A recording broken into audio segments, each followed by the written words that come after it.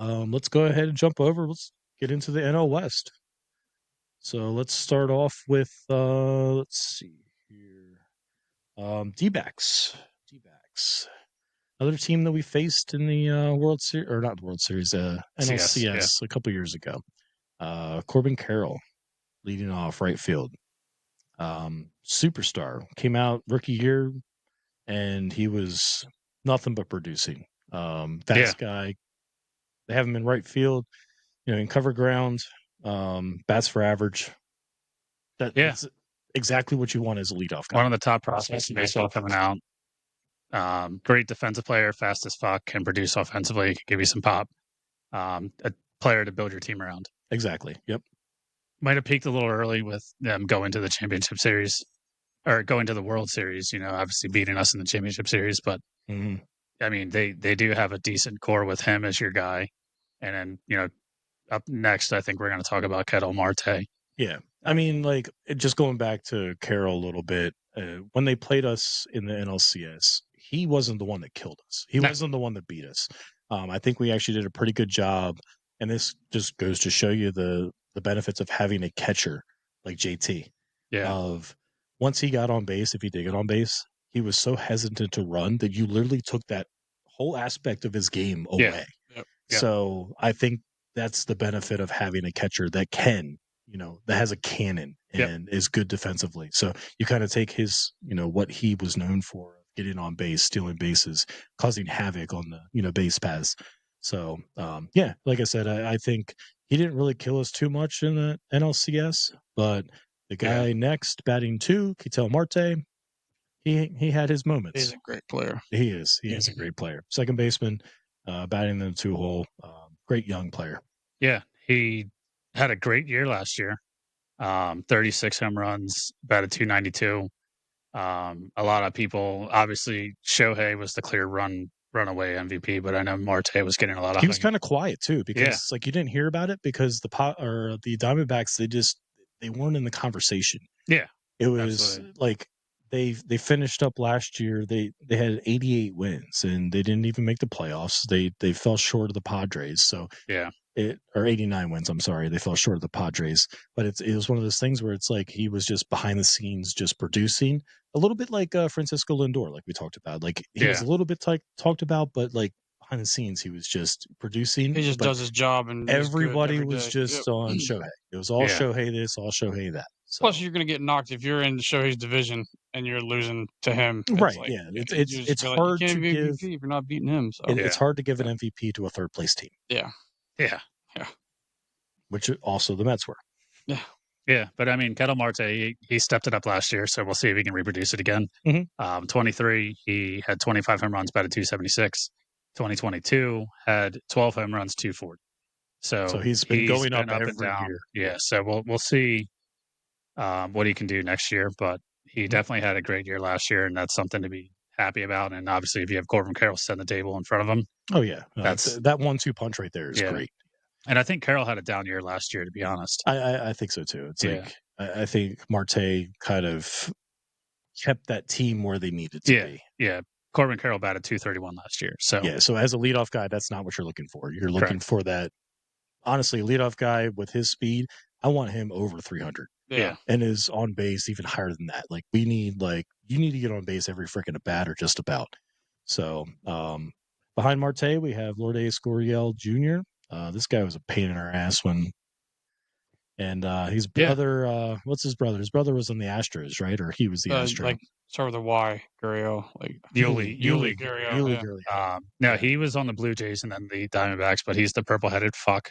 The troll hair, like the goddamn troll doll.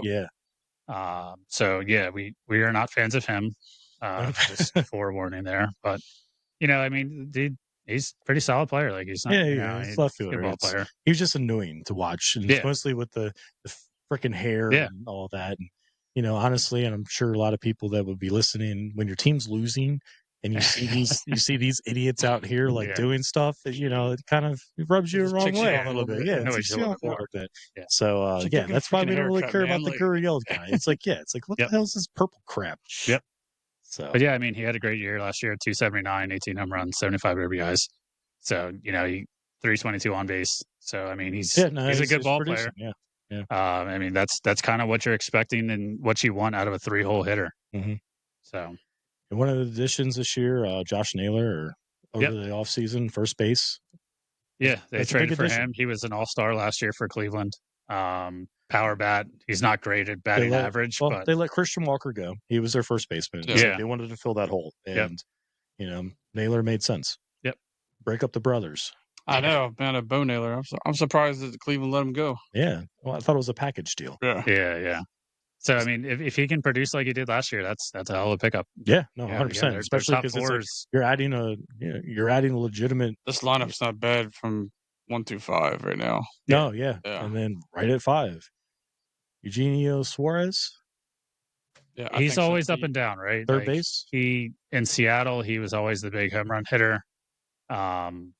Coming over, we'll see what he can do. Cincinnati, he still hit pretty good when he was there too. He crushes it. Yeah. Mhm. Yeah, I think he's like one of those people that they've showed however many home runs he's hit in the last like 5 years. He's like on top of that list. Like, Yeah. what they were judging them, he just cranks them out to the ballpark. Well, I mean, if you think about it, and we'll get into it, but this division, you're going to have to fucking hit. Yeah. And you're going to have to be able to score runs. You're going to have to be able to win. And on top of it all, you have a lot of competition in this division. So Yeah. I think what the D-backs, thought of, it's like, hey, we need to bring guys in that can actually produce so we can compete. We can't just ride the guys that, were the Corbin Carrolls that kind of hit their stride when they made the run to the World Series. It's kind of fell off a little bit. I think he certainly is going to get back on there, but they had a lot of guys that they were just like they're playing their best ball at the right time. Yeah. I mean, that's honestly all baseball is, right? Like It is. Yeah. I mean, you can have your $600 million payroll, but if you're not playing well at the end of the year, then you're going to lose. And it's clear. Just look at the last 4 years of baseball. It's like who are the ones that are actually playing the best ball at the right time. Yep. So, in the 6th hole, there's a split between Pavin Smith and Randall Grichuk. Grichuk. Yeah. Grichuk will probably be the DH. He's more of a name. I think he was also from the Cardinals, if I'm remembering correctly. I think so, yeah. That he played on the Cardinals for a couple of years, but I don't know if he's been great lately. So, yeah, Cardinals in Toronto, and even a year in Colorado too. Oh, there we go. So he's had those stats in Colorado. Yeah, well, Chris Bryant isn't, but yeah, we'll save that for the next episode. He's not staying healthy. He was actually on the Angels in 23, and then joined Arizona. Yeah, been all over the place. Behind him, catcher Gabriel Moreno. He's a decent catcher. They're high on this. Yeah. He's got a lot of talent. We'll see what he can continue to do. He's only 25, but they are really high on him. So I know last year that they were excited about getting him fully involved in the lineup and continue to be like an everyday catcher. Mm-hmm. So we'll see what he can do in Arizona. But again, their lineup's pretty solid. It's just that division. It is the division stacked. Yeah. It's just Dodgers and everybody else hopes to be anywhere close to them. Yeah. But they got a lot of good pieces to work with. So center field, Jake McCarthy in the 8-hole. Yeah. Fast guy, decent glove, young. He's kind of probably entering his prime at this point. Mm-hmm. But we'll see what he can do. He doesn't have much pop offensively. Kind of more of an average guy, about a 285 last year, so a great year for him offensively. But we'll see. Yeah, not bad out of the 8-hole. No, not at all. And then 9, Geraldo Perdomo, shortstop. Yeah, I mean, young kid. See what he can do. He's probably more of an average hitter than he is any kind of power, and maybe getting on base. Yeah, it's probably a really good glove. But good glove that just get on base. Kind of what all teams are looking for out of their 9-hole. So their rotation. We know a couple of these guys pretty good. Yeah, Zach Gallen starting it off. I'm shocked we saw him in the CS. We saw him in the CS, and the guy has good stuff. So I would say Corbin would be number 1 though over him. Yeah, I mean that's what MLB has. Yeah. So they have Gallen starting first right-handed pitcher. It seems like they're right-handed pitcher heavy on just their rotation that's projected.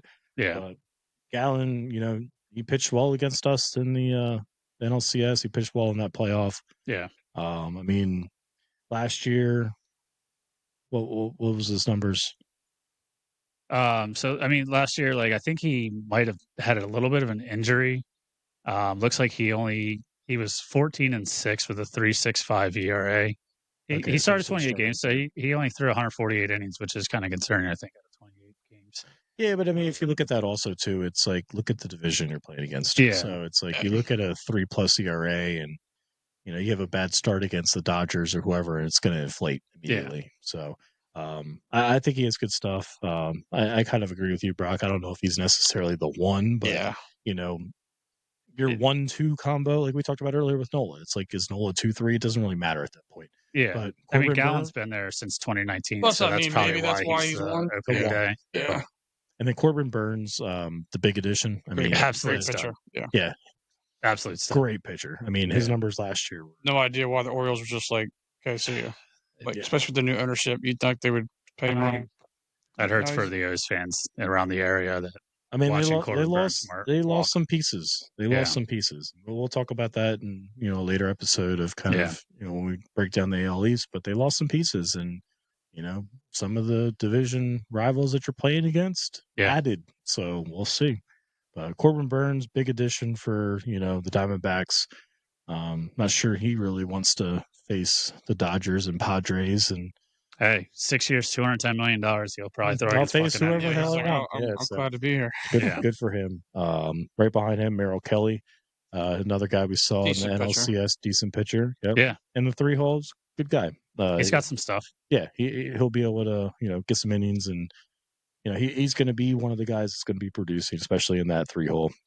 Number 4, Eduardo Rodriguez, left-handed pitcher, the only one that's listed as a left-handed pitcher on It's their been side. very So strange for him it because like seems he was with Detroit, and then I think the Red Sox were the ones that were Red going to Sox before Detroit. Red Sox before Detroit. Yeah. And then he signed the deal with Arizona last year, and I think he had some injury Yeah, issues. he didn't even play. He only played 10 games. Yeah. So if he can stay healthy, he does have some nasty stuff. I think that was one of their big acquisitions last year was signing him. Yeah. It's just couldn't stay healthy. But if he can get back healthy, and then if he's listed as their 4, that's pretty dirty. Mm-hmm. And then Assuming he's healthy, that is. Number 5, I'm going to butcher this bad boy, but Brandon Fat. I think it's Fought. Yeah. Fought. Yeah, and he fought it on the Phillies. Yeah, he against did. the fucking Dropped a big old turd. But so I mean, this kid, he's young. he was good when he came. Like he pitched well against the Phillies. Yeah, he and did well against the Phillies, but I mean, so right now it's like it looks like he's going to be competing with Jordan Montgomery. That guy, like literally, with the Rangers, he was one of their World Series pitchers. Like great pitcher. He was good. And then in free agency, I don't know if everybody just kind of was like, this guy just doesn't have it, but he sat out there for so long. And I think last year he signed like after the season started or Wasn't just part of the issue his agent? Who's Boris, right? His agent, because remember Boris had a lot of players that like they waited to the very last minute. They're like, dude, we don't know if we really want to pay you like as much as Boris is trying to get you. And, I remember the Phillies were in on him too a little bit, and they were saying, okay, can we get him as our 5th starter? Try to throw him in there, but what is it going to cost? Yeah. So he finally landed in Arizona, and he's competing with that 5 spot. But the fall off of him has been nuts because that year when he was with Texas, he was fantastic. Exactly right. Fantastic. Yeah. And 2.79 ERA with Texas. Yeah. 11 games started. So that was half a year. Mm-hmm. So yeah, he was solid there. I know he had some success early on with the Yankees, and then he just could never stay healthy. Like he just couldn't keep it together. And eventually got himself with the Rangers. Yep. And then now finds himself as the competing for the 5th starter role, but pretty sure he had a decent payday. Oh yeah, so 100%, yeah. I mean, it was odd to see him last that long. Yeah. In free agency before he actually landed somewhere. Yep. And I wonder if that played a role in him just not being ready. Yeah. So, all right, let's get into what I think is a juggernaut in the league, and I do not know how this team is able to do what they're doing. It seems like it's illegal, but the Dodgers. Yeah. So basically, what they're going to do is they're going to sign everybody to $1 million deals, and just dump it all towards like, I don't know, 2050 plus 2035. They're gonna have a hell of a year. That's when they'll make Payroll up is going to for be $300 million, and then they'll have no players. and Or all those the players cap. are Well, there's not a cap, but just yeah. money will just be. But hey, if you can win now, go fucking win it. If you can bend That's the what it rules and seems it's like. not illegal, then just keep doing what you're doing. They are clearly the number one team in baseball. Yep. I think by far everyone's expecting them to win. Again, like we mentioned earlier, it don't matter who you doesn't have matter. as long as you got to be hot at the right time. Exactly. And one of the big things, like, I mean, we could go down the list of additions this offseason. It seemed like 3 out of every one went to the Dodgers. Yeah. For whatever. So it's like you had 3 guys go to the Dodgers, one person would go to another team. They'd signed everybody and anybody. So it's basically, I would say, not only the Japanese farm system, but they also have just about every all-star you could think of that was a free agent. Yeah. So we will see how this works out for them. Yeah. Leading off, Shohei Ohtani. You guys heard of this guy? Oh yeah, dude, I love watching everything that guy does. Absolutely agree. Yeah. I thought he was a pitcher. I didn't know. You hate the fact that even if he doesn't pitch again, which I still want him to, because I would just love to see pitch it later this year. Yeah, but just anytime that dude's at bat, I'm like, let me get the TV on to Shohei. You look at the goddamn rotation, you're like, he doesn't even need to pitch. You add him into that, it's like, come on now. But he's the most exciting player in baseball by far. A lot of people are going to compare him to Babe Ruth. He will blow Babe Ruth out of the water. And what, just overall numbers? Another fun fact, he's also got a Fortnite skin, too. Oh, there we go. More fun facts. Fun facts. We need a little sounder. Wait, fun fact. But no, he's the best player in baseball by 100%, far. 100%. It's the most exciting player to watch. It's awesome that we get to watch and witness him play baseball. Yeah. But then again, don't fucking get paid $2 million and defer it for 10 years. Yeah, because it's like make it more competitive to everybody else. Like, come on. Yeah. Man. And I know he's not worried about it because he doesn't even care about his New fucking Balance. interpreter. He's got everything. He's got everything else that endorsement wise. Yeah. And, his interpreter's probably like just smuggling money. And he's in LA. Yeah. Yeah. But yeah, no, I love Ohtani, to be honest. Like, no, he is. He's a hell of a ball player. I hate that he's on the Dodgers because they even have 2 other players like that. I just hate the whole thing they're doing, like how they bought all those people. Yeah. But I love him so much that I'm just like, you know what? I'll never hate him. Yeah. But I'll hate the rest of them for. I'll hate him much when they play the Phillies. I'll hate them. Yeah, absolutely. Well, that's the third. You like to watch them? Yeah, I like to watch them. Yeah. Hopefully, then I'll see it. We'll see. Behind him, Mookie Betts, fellow bowler. Yeah, I say fellow bowler. Let's go. Shot a 300 a couple years ago on I think the Masters. Wish I was as good as that guy. Awesome. Yeah, no, it's awesome to see. He's a hell of a dude. Like, you know, I mean, he's a great player. He's a great personality. He likes to do other things. He can do everything. Position. Like, they're going to throw him back at shortstop. It looks like after they moved him back to right field. Yeah, started out in the outfield, plays shortstop. Like, guy could play everywhere. Yeah, he's just a stud of human being too. Like, again, it's hard to hate some of these guys on the Dodgers, but it is. He was one of the other ones. That's the thing. It's like I don't hate the guy. Like, I liked watching him when he was with the Red Sox, and I was like, this kid looks like a stud. And then add the whole bowling aspect to it. Yeah, and I'm like, dude, like I relate to this guy. Just terrible at both, and he's actually good at both. The only criticism I have of Mookie is, dude, 50. You're number 50. Yeah, it's kind of an odd number. Fucking change it to 5 or something. Five's more of a baseball number. Yeah. A better visual on your jersey. I mean, I don't want to speak for that, but is there a number 5 that's retired for the Red Sox? That's why he kind of stuck with the 50. Yeah, there might be. Maybe some Red Sox fans will look. Anything but 50. So no, I know. Another fun fact, because it has to do with bowling and Mookie Betts.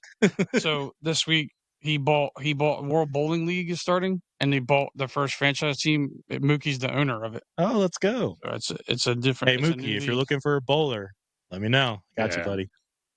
So, other fun facts with Cam. Freddie Freeman is number 5, I believe. Yeah. But again, Mookie, anything but 50. Yeah, fine. Way to fill that one in. just throwing it out there. So. Yeah, but who was there first? Was it Mookie? Mookie was there first. Who was there first? What's up, Freeman? What are you doing, bud? Yeah. So, speaking of Freeman, number 3, another guy like I can't hate him. Yep. Can't hate. I mean, the guy, he's fucking great. And we saw him a lot when he was a Brave. Absolute stud. Yeah. I mean, that grand slam he hit in the World Series. Oh, so that run he was on with every game was hitting a home run. It's insane. Yeah. I mean, he's got a hell of a story with like his parents, and then the stuff why going he on with wears the kids and sleeves. stuff. I know the one kid was like almost going to be paralyzed or something. Mm-hmm. Yeah, that was. Yeah, so he's got a lot going on there, and he's a great player, and just it seems like a great human, if you know what I mean. Like, yeah, always root for him, even though like he's always against us. Always got to root for him. We're also going to shit on him a little bit. He does look like Buzz from Home Alone. Oh, 100%. Yeah, he's the older brother from Home Alone. Yeah, yeah. He's a hell of a ball player, and sorry to see you go from Atlanta, but sorry to see you go from Atlanta, but at least we don't have to see you all the time. Yeah, only a little bit of time when you come in through the Dodgers. Respect, Freddie Freeman. 100% respect. So, batting cleanup, Teoscar Hernandez, right field. This guy was raking a little bit in the World Series. So. Yeah, I mean they kind of all were, but I think he had his best year last year, and then got re-signed by the Dodgers this year. Mm-hmm. He was a free agent, but yeah, he played pretty well last year. Always had like 33 home runs, 272 average. So he's a damn good ball player right now. Yeah, 100%. And of course, signed back with them. So yep. I mean, why not? It's like, all right, you got Super Team. Yeah, I'll join on Super Team. So Max Muncy, he's been with them from day one. Yep. Yeah. Got it in the 5 spot, playing third base. He's had an interesting road though, because he fell off pretty hard. When he came on early on, he was crushing. Yeah. And then he just, like you said, Cam, he fell off or whatever, and then he started to pick it back up. And he kind of gets lost in the stuff of everybody else. You kind of just like, hey, he's still there. Like, but before all these guys got there, he was the one that was like, crushing them. Yeah. So looks like he started in Oakland, didn't play very much, and then went to the Dodgers.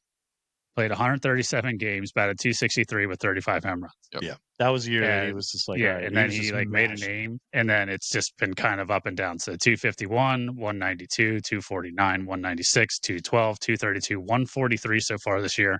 Obviously, that's only 2 games, so that'll continue to get better. But like you can see the roller coaster of like his batting average go in the past couple of years, but like he's been consistent there. Like he's been consistently starting for them. He's been third base, first base.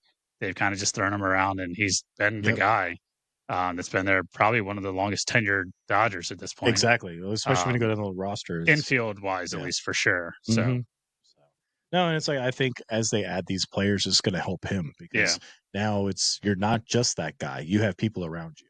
So, Max Muncy, he's always been fun to watch because when he does hit a ball, he crushes a ball. Yeah, their lineup is going to exhaust pitchers. 100%. Oh God, I got through them. Oh fuck, here come the other 3. You get one out, you get 3 out, and you're like, oh, who am I facing the next? Fuck, Teoscar now, like great, I mean, honestly, batting 6, Will Smith. Will Smith is another guy that's just he's been with their system for a while, and he's a great catcher. Great catcher. Yep. He produces offensively. He's a great defensive catcher. Like he's what you want out of a catcher. So the fact that they were able to keep him, lock him up. That's good for them for the long haul. Batting 7, new addition, or one of our old Mets friends, Michael Conforto. Fuck this guy. And he left the Giants too to go to that. Yeah. So who cares? He's kind of bounced around a little bit. He was one of those guys that I think he showed a lot of promise. Out of the Mets, but just never put it all together. He got hurt, I believe, his last year with the Mets, and then signed with the Giants last year. Giants a little bit, but or 2 years ago, sorry. Yeah.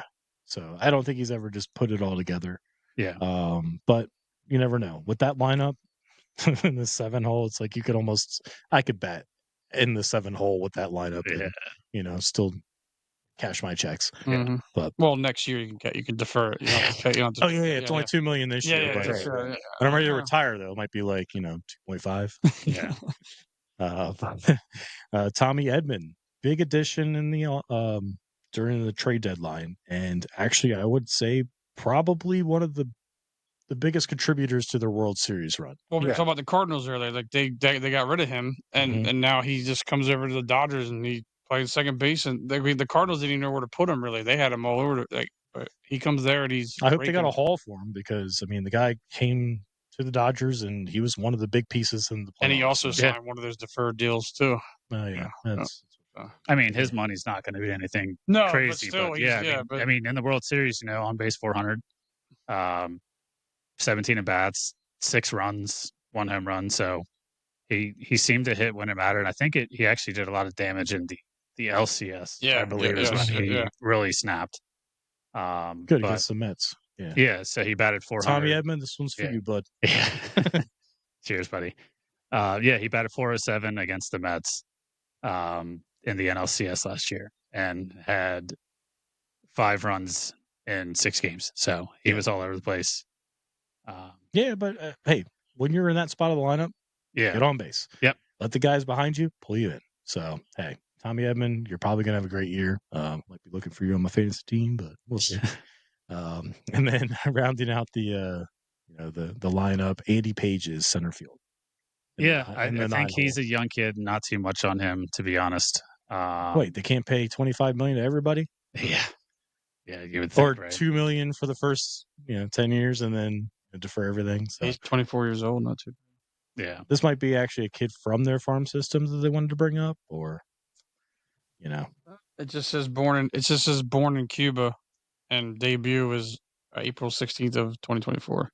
Yeah, so maybe he just young came kid up last year. Yeah. So we'll see what he turns out to be. I mean, again, like we kind of said with Edman, in that lineup, as long as you're just doing your job, you're contributing. So I mean, clearly the front runner, the offense, the 100% you have 3 former MVPs as your top 3 hitters. Yeah.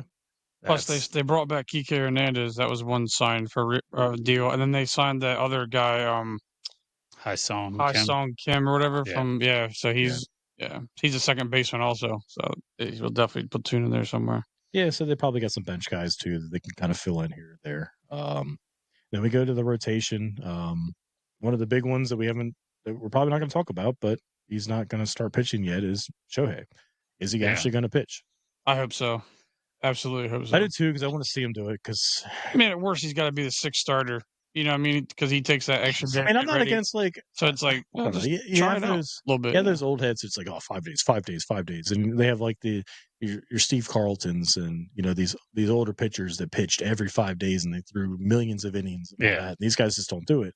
But I'm like, hey, if you have 6 legitimate starters, just run a 6-man rotation. But honestly, when you look, and we're going to discuss it further, is their rotation. Do you need Shohei to be a pitcher? Can you just keep him as the MVP batter that he is? Like, do you absolutely need him to go out there and throw innings? Because if you look at their rotation, their rotation is not got a hole in it. Because they signed Kershaw back too, so it's like they got even him as a starter every now and then. But and I'm wondering too. It's like, all right, was he just showcasing batting and pitching so he got paid? So once he got paid, he's like, I don't necessarily have to do this anymore. Doesn't even play the field. I think if he could do both, all he does is would. Bat. I think if it was up to him, he would do both. Yeah, I think so. Yeah. He doesn't seem like the type that would just do like, oh, let me just do this for a little bit. Like, oh yeah, I can do that. I guess. Well, then that makes sense to go to a 6-man rotation, because what I'm looking at is like, if you go to a 6-man rotation, you're taking one less start out of your lineup, but they're going to be more ready for because it's just longevity at that point. You're ready for the playoffs. So I mean, he's 30 years old. It was a 10-year deal that he signed last year. So you're going to pay him till he's 39, 40 years old. Mm-hmm. But get the most out of him that you can now when you're paying him $2 million a year. I don't think it's necessary to worry about trying to re-injure his elbow. Yeah. And then limiting him to just batting. Just let him just bat. They keep bringing in arms. It's not like they're hurting for pitching. No. Granted, Shohei is one of the best pitchers when he is pitching. I don't know if it's necessary at this point. Yeah. I just like to see it, though. That's all. That's just a little bias for me. I like to see him do it. Like, why not? I want to see him do both, because that's cool. And it's, I wish I don't want to see to where it's like when you draft him, you could draft him for both positions. You don't have to draft separate players, but separate players. I would like to see him put a year where both is just amazing the whole way through. Like he's hitting 40 bombs and stealing 40 bases, and then he's striking out 200 batters. And I'm just like, this guy's fucking sub-3 awesome. ERA. It's just like Cy Young MVP. It'd be awesome to see. Yeah. But he's doing with the Angels. He just didn't have the opportunity to kind of expand on it. Yeah. So, well, leading off their rotation, they got Blake Snell, left-handed pitcher. we've seen a lot of this guy when he was with the Padres. He's been around the Tampa Bay Rays, Padres. Right? He was with the Giants last year. He had a tough start to the Giants. I think that's because he signed late into the season. Kind of like missed a lot of the Montgomery. He was the same similar deal, to Montgomery. same issue. Yep. And then gets paid by the Dodgers. You know, it was at a 5-year, $180 million deal, I believe, is what it was. I didn't want him at all as the Phillies. I know that they were people were saying, "Oh, the Phillies should go out and get him." I didn't want him at all. Yeah, I don't think he has a good mindset when it comes to like being ready to go. Like, he's very particular of like, oh, I need this many days off. Like, I want to only pitch this many innings. It was no, strange. dude. Like when I want, like, us as Phillies fans, we want our guy to have the ball.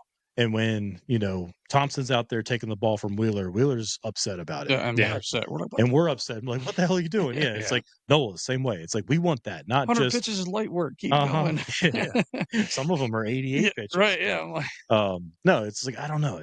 I followed him a little bit when he was with those other teams, and I just don't think he has that desire to just. He doesn't have that drive. The look on his face looks like he doesn't give a shit too. He's just kind of like, it is what it is. So. Yeah, I mean, he is a stud though. He is. To be honest, I mean, I don't know if he is their ace. To be honest, with the other arms that they have. No, probably not. They have him in the one hole, and it might just be for the simple fact of matchups coming.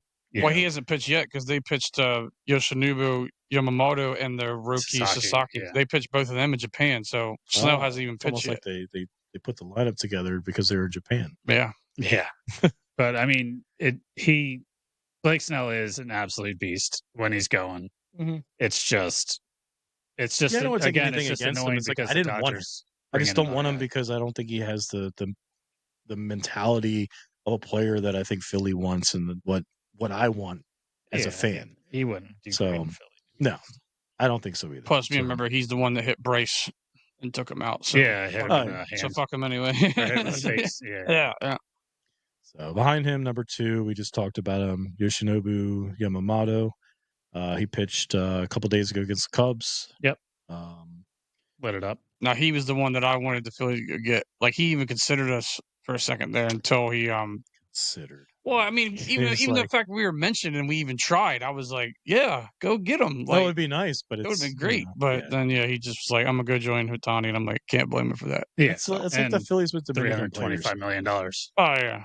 Phillies with the Dominican players, or like the overseas players, they never have a market there. That's been our problem. They said we're too never white. had any. That's what they said. They said we're probably too white. I'm like, probably. Johan Rojas is our savior. Yeah, he's but Yamamoto is probably their true ace anymore. He just needs to stay healthy. Last year, I think he ran into some injuries in the middle of the season.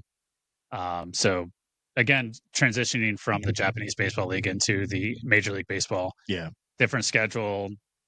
The Japanese players really take a lot of care of their bodies. Mm-hmm. MLB may not be as, strict about certain things. So, trying to transition over to the Major League Baseball and the schedule and, kind of the demands that we are asking, it may be a little difficult, but yeah, he's an absolute stud. I mean, he's only 26. There's been some good Japanese pitchers that have come over. And, I mean, you look at, Yu Darvish, and he's still pitching. Darvish, you got Matsuzaka, then you've got Hideki Matsuzaka. Yeah. I know who you mean, the Yankees pitcher. Yeah. We can't think of his name right now, but so like there are successful guys that come over. Tanaka or like Tanaka. Tanaka. Yeah. Yoshi, yeah. Mm-hmm. But so like they do have to like make a little bit of a transition into the Major League Baseball because it's a little bit different than they have over there. Yeah, but a lot of them are senior though too, because there's a thing where it's like they'll come up in the Japanese leagues and they can't sign with MLB teams or American teams after they fulfill their contract. Yep. So there's a good 6-8 years. I mean, we ran into this with Ichiro. Yeah. Ichiro would have easily, if he came over here, or if you combine his hits that he had in Japan, on top of that, his hits in the MLB, like he would have crushed Pete Rose in his hits record. Yeah. He was one of the best Japanese players that's ever come over. If not the best, to be honest. So, and he probably is the best. Well, it's like he was Otani for now, Right, but hey, it's still early with him. Luckily, we have 25 years over. So, I mean, after Yamamoto, they have Tyler Glass now. Another big addition. I mean, it's a team. It's like big additions. What's disgusting is he could be an ace by himself, and then he's third or fourth. Like that's insane. Yeah. So they had him last year. He got hurt in the middle of the season, and then you bring him back to where he's healthy again, and it's like holy shit! Like this guy he's a stud. He's a big dude, throws gas, has a lot of movement, absolute great pitcher. Mm-hmm. But yeah, that's what I'm saying. Like, do you really need Ohtani to come in and pitch? Like, you don't necessarily need it, right? Like, right. And that's what's the point of risking he doesn't right away? Risking Ohtani when you don't necessarily need him? Right. They just keep him as a DH. But, yeah. Then we mentioned him already. He's already pitched. Roki Sasaki. 23 years old. Yeah, 23. Yeah, he was their big acquisition this year. Big acquisition, yeah. He had some walking issues, though, in the game he pitched so far. He had 5 walks. Wow. Yeah, it's only lasted a couple innings. Yeah, but there you go, Trey. Yeah. But I mean, so he was the big name. He's very young. He came in early into his professional baseball career over to the MLB. So we'll see how this works. And then I don't necessarily know what the contract is with him. Okay. Because I don't know if it was disclosed. It wasn't something like Yamamoto's really was 10 years, $325 million. I don't know what Sasaki ended up getting, but I'm sure it's going to be something crazy to where it's going to be deferred like every other contract they do is. But that kid, he's young. He pitched well in the World Baseball Classic. That's how his name got, brought up to everyone. Mm-hmm. And we'll see what he can do in the majors. You know? And again, trying to transition to Major League Baseball is a little bit different, Yeah. Yeah. I mean, some of them have been successful. So, yeah. And then fifth starter, Dustin May, right-handed pitcher. Yeah. I think he wasn't he had like a crazy injury where he ate a salad and tore his throat or something last year? Yeah, he had a pretty ridiculous injury that made him. What kind of croutons were in that salad? Yeah, it says a bite of salad caused Dustin May to undergo surgery on his throat. Yeah. So is stay he away the from salads. Long curly hair? Yeah, the redhead. Yep. Oh yeah.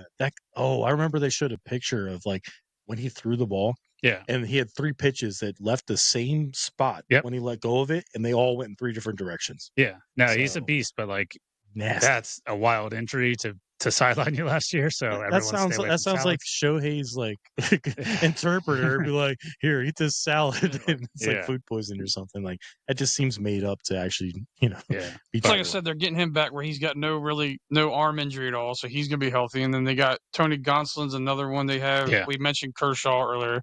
Yeah, like it's just disgusting. They're like, just going to be able to throw. They're going to throw anybody in. And then not even their bullpen. They signed freaking everybody. They signed Scott, Kirby Yates, all those. Well, that was the big one. That's where a lot of the additions came, were the bullpen. And they're basically, you have the lineup. The lineup's already set, and it's like now you have the starting pitching, and it's like on top of all of that, now you have a freaking bullpen that's going to It's a bunch of big names. Rented Flaherty for that half a little bit. And now he's back with Detroit. Like they're just like, we'll just and then honestly, like if you look at their rotation in the World Series last year, it was none of these guys. Yeah, because they all got hurt. Yep. So he's with Red Sox. Yeah, so you're bringing all them back. You almost have a new rotation for the season. Yep. Oh. So hey, I mean, like I said, they're the odds-on favorite. Easily. At this point, they are minus 260, I believe, to win. Plus 260. Minus 670 to win the division. So it just kind of shows you everybody's picking them to go run away with it. Yes. And then they're plus 260 to win the World Series. Like that's insane that you're projecting that over 162 games plus a playoff. Yeah. Like they are the odds on favorite. And a sport that doesn't really mean that the best team on paper wins. Yep. No, I mean, if I look at the last 4 years in just baseball, their records, they had 98 wins, 100 wins, 111 wins, and 101 wins. Yeah. So they are consistently just dominating not only this division, just baseball in general. Yep. And it's like they didn't have early on Shohei's and, Mookie Betts and all that. Like they're finding ways to win with these guys. And, and I think Brock touched on earlier, like Clayton Kershaw, right? Yeah. Like one of the best pitchers in our generation that we've watched, right? Like he's been dominant for 10, 12 years. I mean, back when we were talking about the Phillies being relevant before we got into this run with Bryce, it's like we were facing Clayton Kershaw. It was this early part of the year, but we were facing those guys.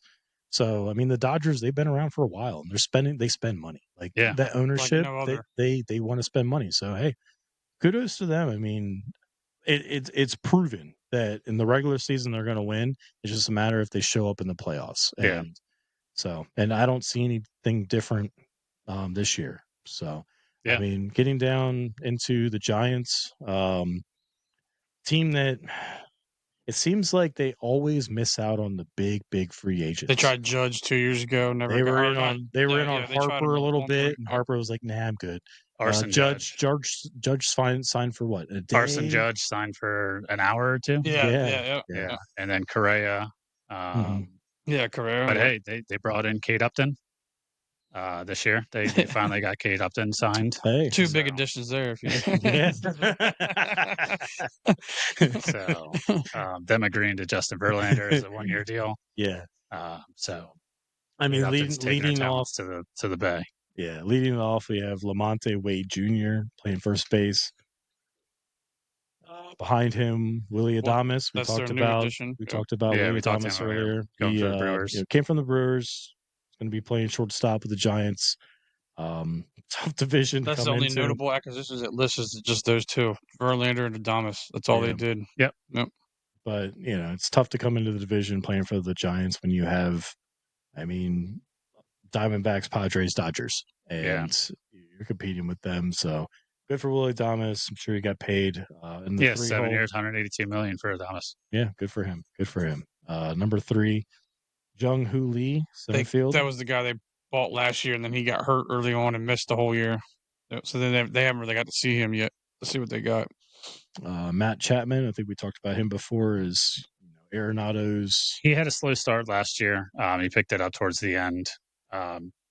Platinum defensive glove, so he's a great third baseman. But again, you want him to produce offensively. Yep. He's another one of those Oakland Athletics that were really good, and they just never paid him. So then Toronto gave him the big deal, and he was like, they love their Mats out there. Yeah. Chapman, Olsen. So, but now, third base, Matt Chapman batting cleanup. Number 5, Helio Ramos or Ramos. Yeah. He's not a bad player at all. He's very good.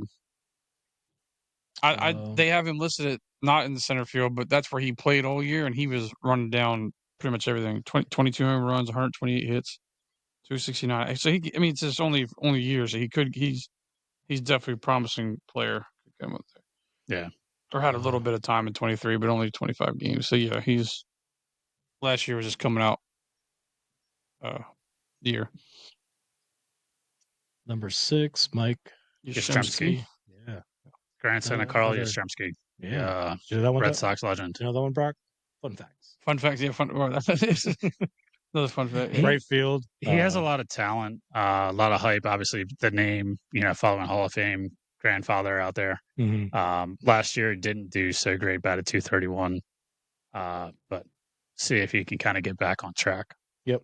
He was judged by the Orioles because I know I've seen him play down in the Shorebirds or whatever for a little bit, but he never played for Baltimore. They moved the one from him. San Francisco.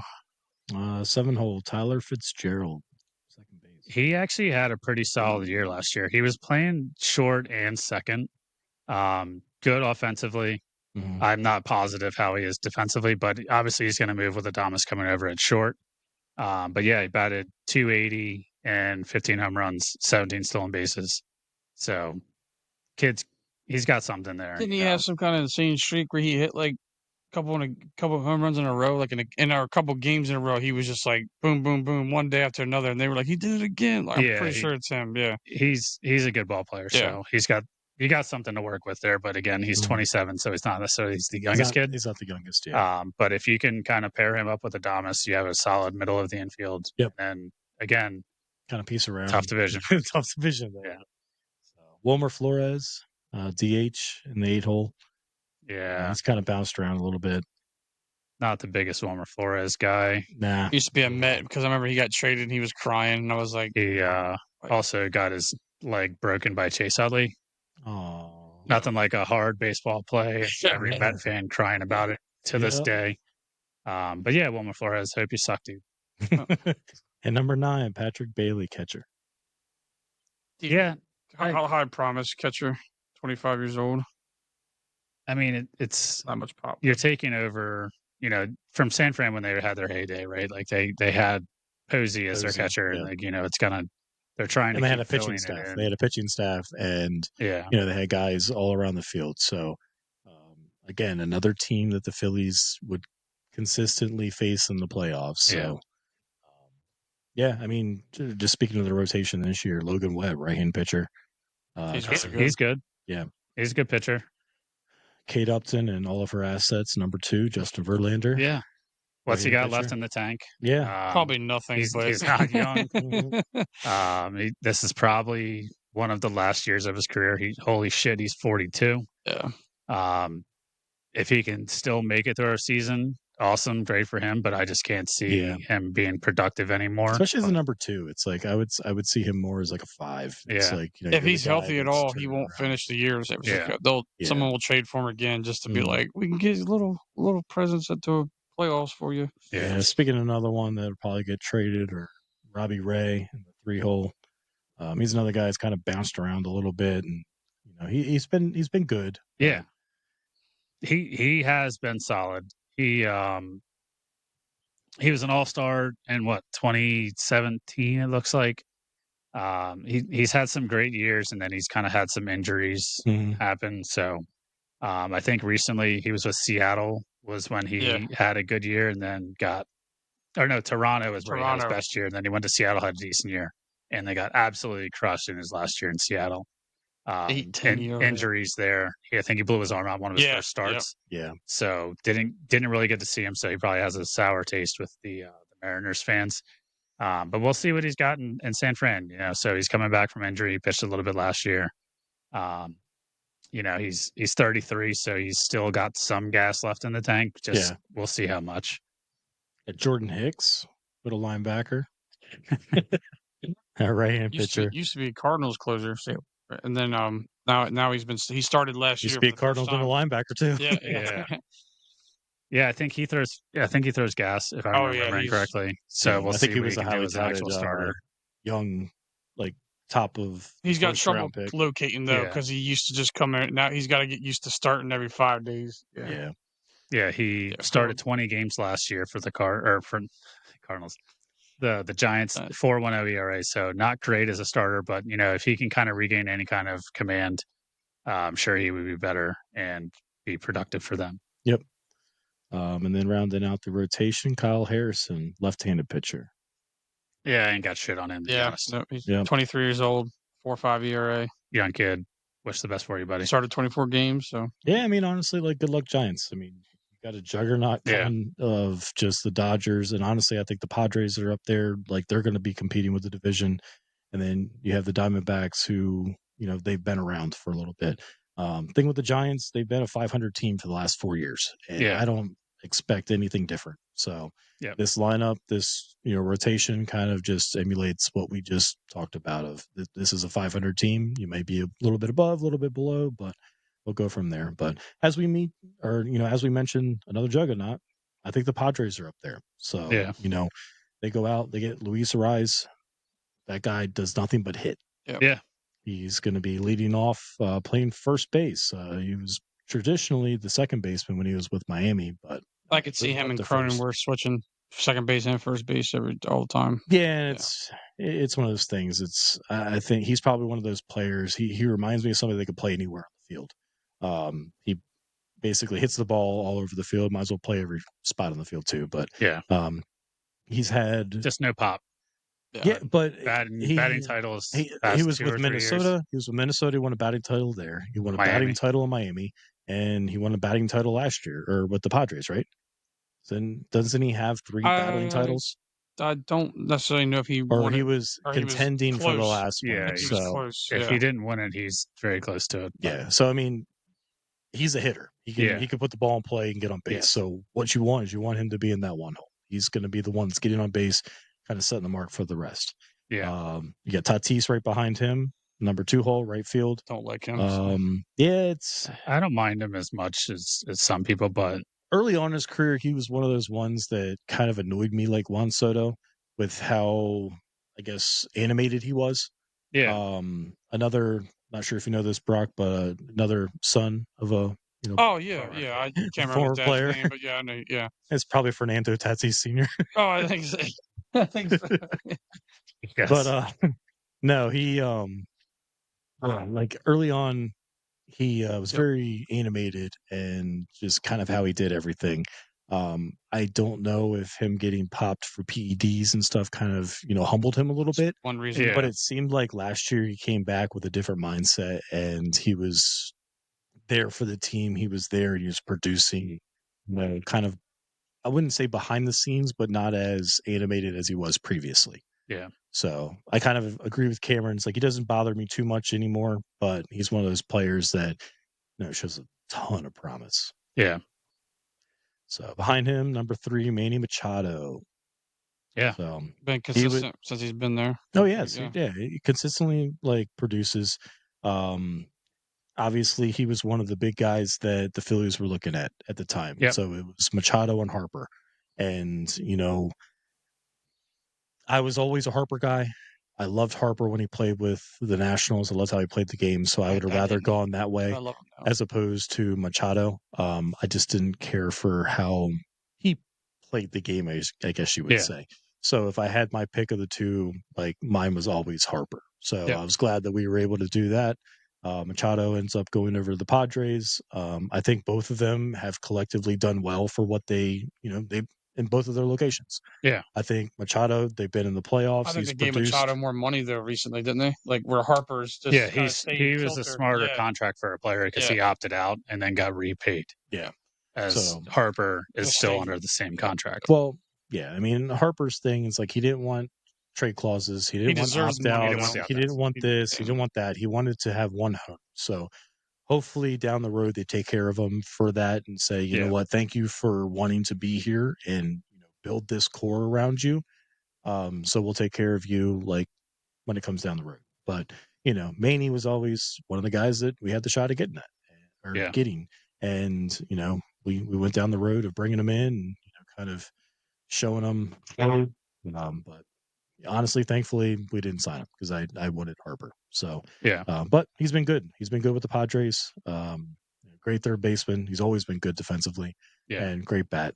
So I think he's been a staple on that lineup. Not much more really to say about him.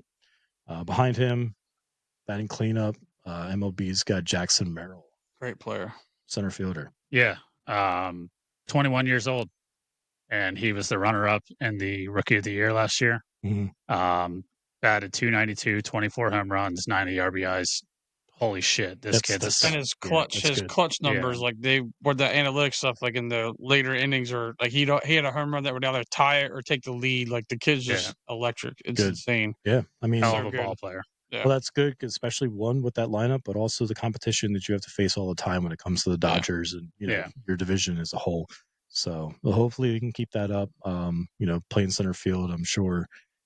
Speedy guy. They cover the ground. So behind him, pop, and with some pop and everything too. So hopefully he doesn't hit that sophomore slump like some players that tend to do. Yeah. Kind of keep it going from there. But behind him, Xander Bogaerts, another guy. Yeah. The Phillies go after. I mean, before we had the Trey Turners or even we drafted Bryson Stott, we had a hole at short.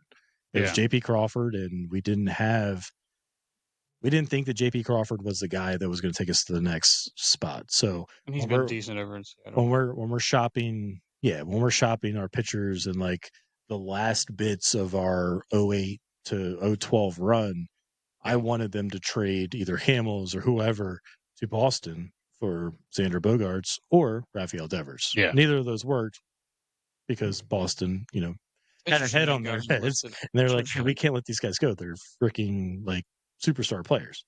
So Boston ends up letting Bogaerts go. He's now with the Padres, signs a big deal there. I mean, I think it's a good fit for him. Yeah. I mean, I know last year he had a down year compared to previous.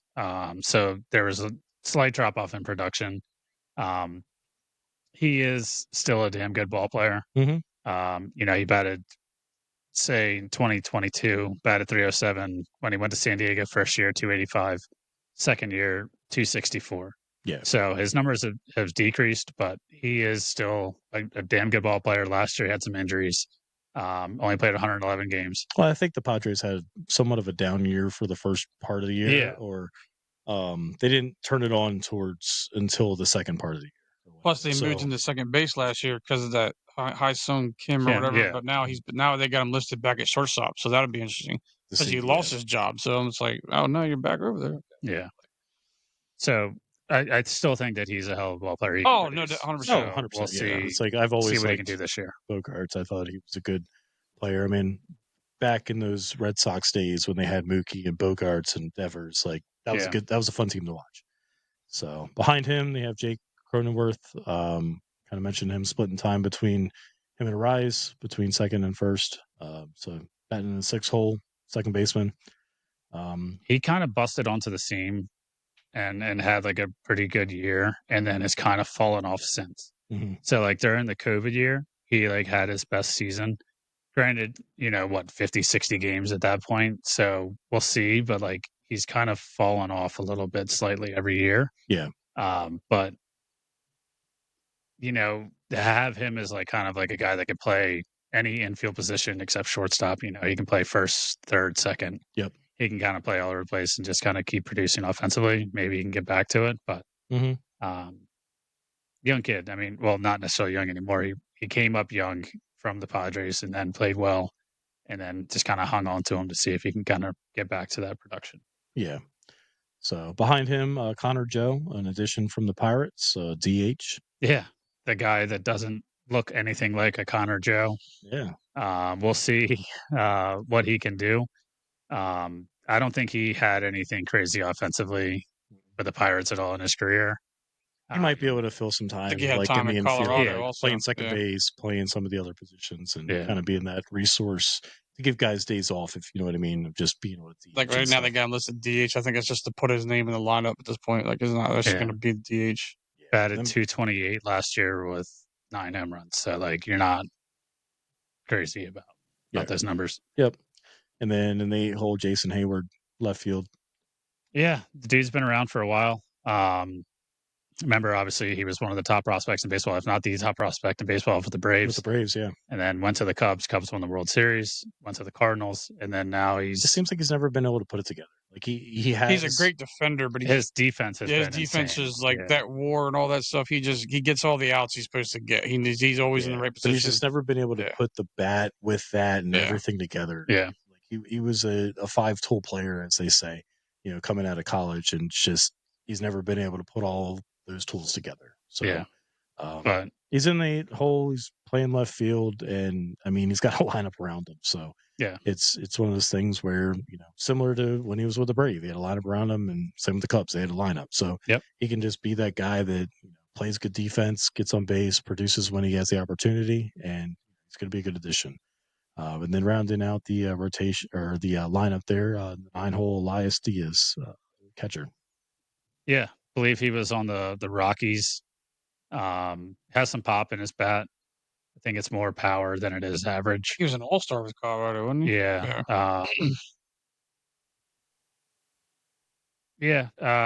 Not too much pop, but I think it was 67 in 2023 with 14 home runs. But yeah, I mean, for a catcher, again, he's probably more just defensive than he is offensive at this point. Yeah, I mean, he's in the 9-hole, so be that defensive catcher that can, catch every day and be a good resource for the rotation. And, that's your job in my mind. So speaking of the rotation, their number one starter, Michael King, right-handed pitcher. Yeah. We'll see what he's going to do. I know he had a pretty up and down year last year. So sub 3 ERA though, not too bad. Yeah, I think he got off to like a kind of rough start with the Padres, if I'm remembering correctly. But he was from the Yankees, kind of made his name. They got paid a decent amount to come to San Diego. So we'll see what he's got. But big name that did come. He didn't become a starter until he joined San Diego. Yeah, he was a reliever most of the time. Yeah, makes sense. So one of the big names that did come to the Padres was Dylan Cease. Yeah, so right-handed pitcher. They have him as a 2. I certainly think he is their base. They're 1. Or Darvish would be the 1 if Darvish was healthy. Yeah. So I mean, you Darvish, Matt Waldron, they both are injured, and they're looking for their spots in the rotation. But yeah, Dylan Cease is certainly, I think, in my mind, their ace. he had a bad year. after leaving the White Sox. But, if he can bring it back together and get all of his location and command, and then he'll obviously provide a hell of a starter for the Padres at this 100%. So, number 3, Nick Pivetta, another ex-Philly, went over to the Nationals for a little bit. Yeah. I didn't hate this guy when he was a Philly. I mean, he was kind of our 4-5 at the time. I think he's good in that 4-5 role. I don't necessarily think he's a 3, but once, Darvish and Waldron come back, maybe he pops down towards the 4-5 role. He had good moments with the Red Sox too. Yeah. I think the biggest thing with him is that he just couldn't stay healthy, and then he couldn't locate as a Philly. Yeah. And then with Boston last year, like what you're saying, is when he had a really good year. Mhm. And you finally see like the true like talent of Pivetta come through. And when he was in Philly, we were kind of not able to see all of that. He had streaks, I guess you would say. It's like he would have a game here where it's like, oh God, this guy's got good stuff, and then he would follow that up with like eight earned under over 3 innings or whatever. But So I mean, he's by no means a stud ace pitcher, but he could be a solid 4 rotational guy, right? On your team, and maybe he will show up in San Diego. Yeah, I mean, he's got a lot of competition in that division. So we'll see how he works out for him. But number 4 hole, Kyle Hart, left-hand pitcher. Yeah, looking at the stats here.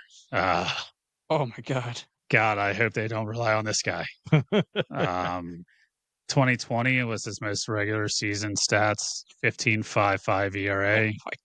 2025 spring training, he's 0-2 with 2 starts and a 9.39 ERA. So this guy, all right, Mr. U, you're a Padres fan, you gotta hope this guy's going. He starts game 1 against us, Hey, yeah, there you go. Yeah, that's tough. And then the number 5, Randy Vasquez, right-handed pitcher.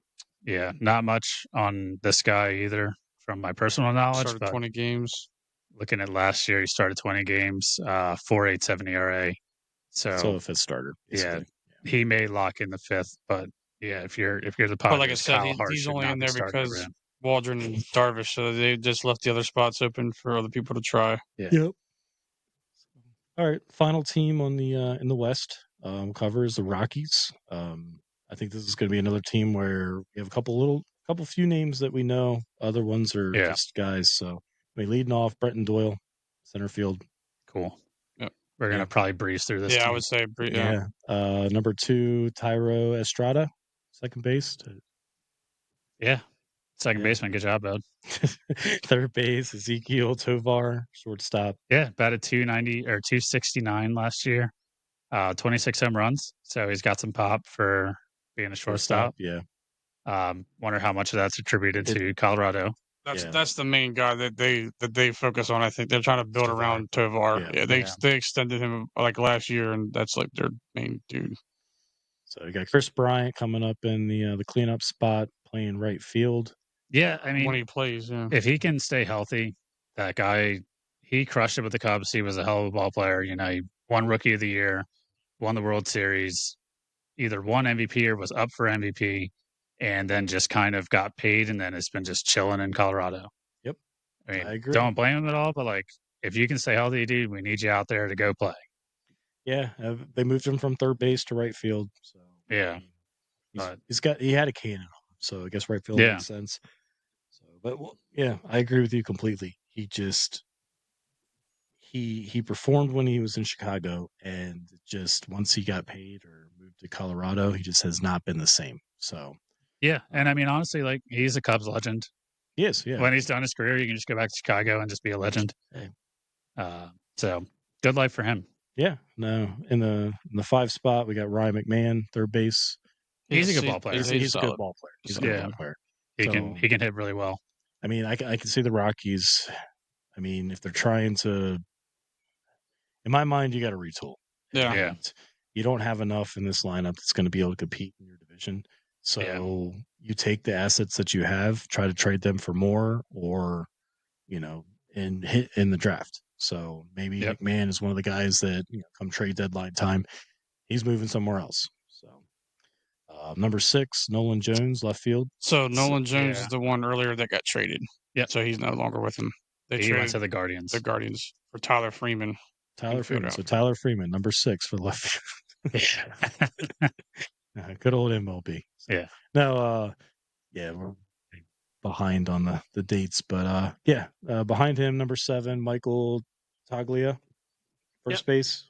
Sounds good. Good pronunciation of his last name. Yeah, butchered it. 8, Jordan Beck, DH. Yep, another good job pronouncing that. 9, Jacob Stallings. Couldn't screw that one up, catcher. Yeah, I think he was on the Pirates before, right? Sounds about yeah, right. He's old. Yeah, 35. Bald as fuck. And cool. He's on Miami the last 2 years before that for us. Yeah, I mean, at this point, I don't think that lineup's scaring anybody, especially in the West or just the NL in general. Yeah. And honestly, I don't think that they're going to scare anybody with this rotation. I don't know the first name. Yeah. Kyle Freeland, the ace of the staff, left-handed pitcher. Ace. Yeah. Yeah, it looks like last year Kyle Freeland his record was 5-8 with a 5.24 ERA, and he's off to a hot start in spring training with a 6.16 ERA and 5 starts. So good luck, Colorado. Just wait till he gets to Colorado. Yeah, they're playing in the desert down there in Arizona right now, and he still can't pitch. So good luck. Yeah, behind him, Ryan Feltner. Yep, that's a name. Yep, sounds good. That's a guy. So 3, Austin Gomber, left-handed pitcher. Sick. Good job, Austin Gomber. 4 starter Herman Marquez. Yeah, right-handed pitcher. I think he's actually had some decent numbers in his past. Like I think his name's notable. His name. I can't remember where he was. It says he started postseason games for them. Yeah, there we go. Yeah. So hell yeah, good for him. Yeah, he's been around with the club since 2016. So lifelong Colorado Rocky. He's the guy. Yeah, I hope Rockies fans are sick to see him throw up another 6.70 ERA. And to round out the rotation, Antonio Senzatella. Yep, right-handed pitcher. Yeah, another guy. Nailed that one. Pronunciation. Hey, he's off to a great start in the spring so far. 1.21 ERA out of 6 games. There you go. 4 games started. So look out, Herman. He's coming for your spot, pal. And be the next starter for the next 8 years of the Rockies, winning 60 games this season. Yeah. So, all right. Well, let's dive into what we think is going to happen with this division. So, Cam, give us a breakdown. What do you got?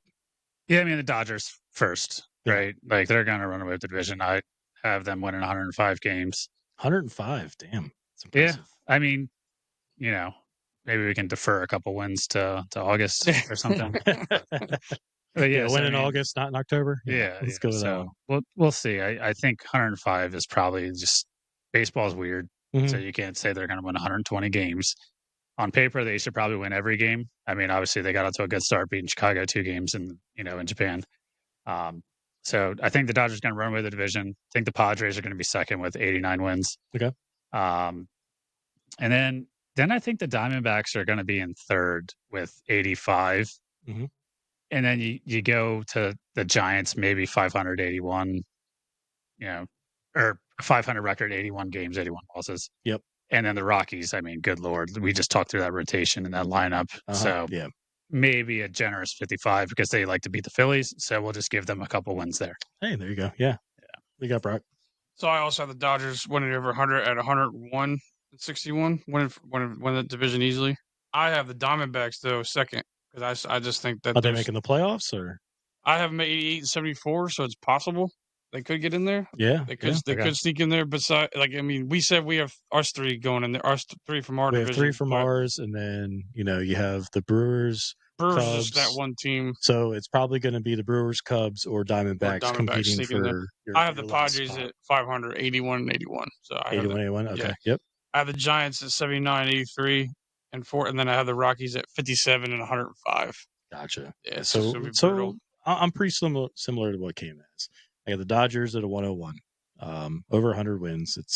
The team's been phenomenal over the last 4 years. Last year was actually a down year for the Dodgers, and only 98 wins. Still ran, still won the division. They were still the 1 seed. But I have the Padres coming in right behind them. I have them at 90. I have them getting into the playoffs, 90 and 72. Diamondbacks just missing. They're going to miss out to the Mets with 88 wins. 88 and 74. And then the Giants consistently, like they've been over the last few years, 80 and 82, 500 team. And then the Rockies, same thing, consistent over the last few years. You can't beat what you've already been doing. It's like, unless you're going to get better, you're going to do the same thing. So 60 and 102. So they've been 61 wins last year, 59 the year before, and 68. So they're consistently in that 60 mark. And I don't see anywhere in this lineup that they're going to change that. So, but yeah, I think we're all in agreement. Dodgers are going to run away with this division. And, you know, we have a couple teams that are kind of on the brink between the Padres and Diamondbacks of some ones that, you know, could make the playoffs, but competing for that second spot. So. Yeah.